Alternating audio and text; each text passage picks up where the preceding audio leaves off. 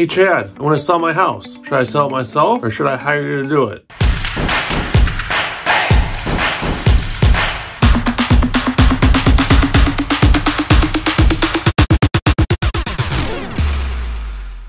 Hi, I'm Chad Scott with eXp Realty. I hope you had a great weekend. Let me know you're here by smashing that like button and the subscribe button down below. I'm really trying to grow my channel here, so do me a favor and do that for me. And if you think you know somebody that would enjoy this content, please like and share this video. Let's dive into the pros and cons of selling FSBO. FSBO is short for sale by owner. So pro number one. The first and most common reason that a homeowner sells a house by themselves is to save on the commission. Instead of paying the full 3 to 6% commission for both realtors, the buying and selling side, they might only have to pay the selling side realtor a commission. That's only if another realtor brings them a buyer and is smart enough to ask for a commission in the offer. But this also brings us to the first con of selling your house on your own, the pricing of your home. Sure, you can check Zillow and Redfin and Realtor.com, Homes.com, all those websites to see what your houses in the area have sold for, what they're currently listed at. But everybody knows that Zillow is often wrong when it comes to home prices. Your home valuation, your estimate. We know that price is not right. But in some states like Illinois and Wisconsin, you can check and see what other homes in your neighborhood have recently sold for, which gives you a pretty good idea of what you can probably sell your house for. So you know, you can get a pretty good idea of what you can possibly list your house for and probably get for it. But regardless, you're still probably picking a list price based on emotion instead of fact. Hiring a realtor, you're going to get cold hard facts. Realtors base their price based on the numbers and based on facts. They don't base it on emotion. They tell you, Mr. and Mrs. Seller, this is what you can get for your house. This is what we should list your house for. When you list with a licensed realtor, you might pay a higher commission, but a lot of realtors, this is their full-time job. So they have their fingers on the pulse of the market. They know what your house can sell for. If you're talking to them at a bar, in a grocery store, just casually, and they say, hey Chad, what can my house sell for? You know, I'm in the Lincoln Park neighborhood of Kenosha. Your house will sell for such and such number. Without even looking at your house, without knowing your finishes, just giving you a general estimate of what your house can probably sell for, just knowing the market. So most licensed realtors know what's going on in the market. They can tell you what you can probably list your house for without even pulling comps. Now, of course, before we list your house, we're going to pull comps. You know, before we decide on a price, we're going to pull some comps so we can sit down with you and say, Mr. and Mrs. Seller, this is what houses are selling for in your area. This is the price that I'm settling on. This is what I think we should ultimately sell your house for. So in the end, I'm going with the numbers. This is what I feel my house is worth. This is what the numbers are telling me your house is worth. Pro number two to selling your house, FSBO, is that you control everything. So while working as a realtor, your realtor works for you and does whatever you tell them to do. When you're selling your house yourself, everything goes through you. So when you're selling your house yourself, whenever somebody wants to see the house, everyone calls you to set up showings. So this can be a good thing and a bad thing. So while everyone has to call you to set up a showing, the good thing is that you get to ask qualifying questions before they can even come see your house. You can ask them things like, do you have a pre-approval? Do you have the money to come to buy your house if you end up liking it? So that can be a good thing. The downside is that if you're like my wife and you hate talking on the phone, all those phone calls you're going to be getting, especially those first couple days your house is on the market, you're going to be on the phone a lot, taking phone calls from unknown numbers and people that you don't know and talking to them. You're going to have to answer your phone if you're going to want to sell your house. You have to talk to these people and allow showings if you want to sell your house. Again, though, this is where having an agent can help you.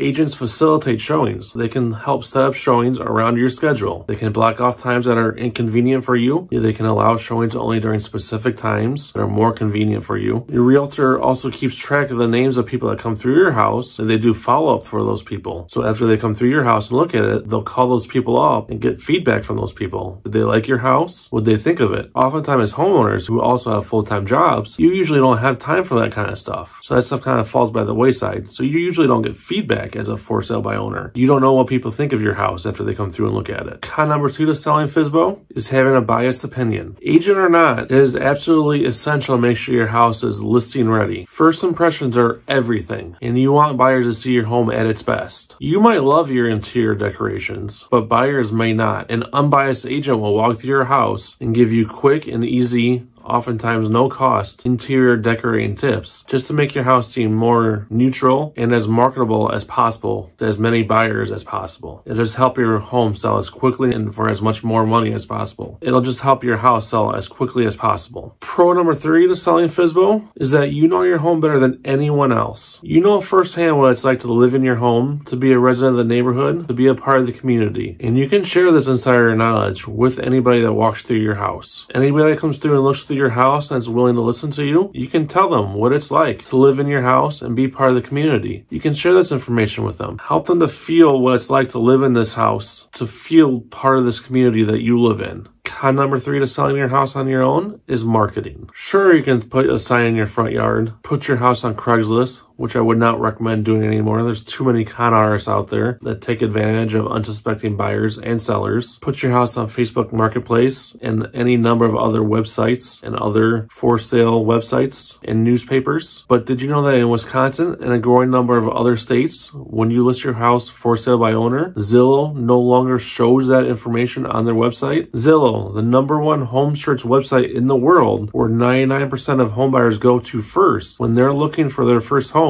will no longer see your home for sale on Zillow.com. That's because Zillow is now a brokerage and states are cracking down on Zillow. They're saying Zillow can only share listings that are in the MLS. They cannot share private listings anymore. And for sale by owners are private listings. Wisconsin is the first state that I know of that has cracked down on Zillow and says you cannot share for sale by owners on your website anymore. But this will be spreading to other states. I don't know when, but it will be spreading. Of course, hiring a realtor to put it on the MLS will ensure that your listing gets put on Zillow and Realtor.com and all those other home search sites. Pro number 4 to selling yourself is full dedication. When selling yourself, you are 100% dedicated to selling your house. You are your one and only and most important client when you're selling your house yourself. Realtors, on the other hand, unless you're working with a brand new realtor and you're their only client, often have multiple clients at the same time. Of course, we do our very best to make sure that nothing gets lost or forgotten, but we are only a human, and that does happen from time to time.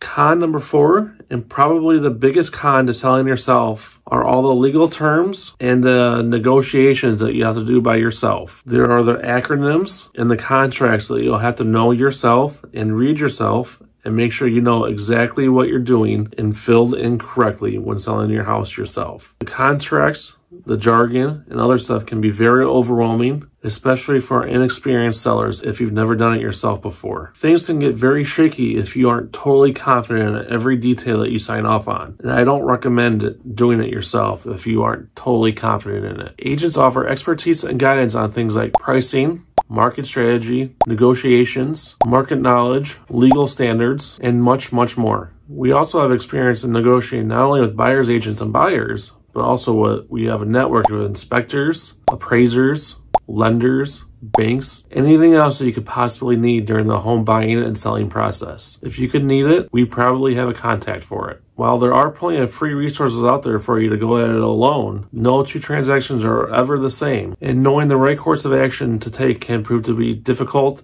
and stressful. So in summary, selling your house yourself can seem like a great idea, and for a lot of people it really is. Just keep in mind the legal contracts that you have to fill out, read, understand, and know what the buyer is asking when they present it to you. You have to be able to navigate those contracts, possibly counter them if the buyer isn't giving you exactly what you want. You have to be able to negotiate with the buyer. You have to be able to set up showings. You have to be able to provide follow-up to those showings. You have to know where to get title work done. There's a lot more to selling your house than just putting a sign in the front yard and putting it up on Facebook Marketplace. Do your research. Talk to some friends. Talk to other realtors. Call, text, email me. I'm happy to help walk you through the process. Before you sell on your own, make sure you check your state and local rules. Here in Wisconsin, there aren't a lot of state rules. It's kind of like the Wild Wild West. There are a couple though, like you have to use the state-approved forms to put your offers on, to write your contracts in, and you have to provide clear title to any buyers when making a real estate transaction. But in Illinois, you have to use a lawyer for any real estate transaction. It's different in every state. So before you sell by yourself, make sure you check any state rules. Thank you so much for joining me this week. If you found this video interesting, please don't forget to hit that subscribe button down below and the like button. Please make sure to share this video with your friends and family if you think that they'll find this video interesting as well. That may add value to your home. If you're thinking about selling, check out this other video that I did about home remodels that add value to your home. Have a great week, and I'll see you back here next Monday at 10 a.m.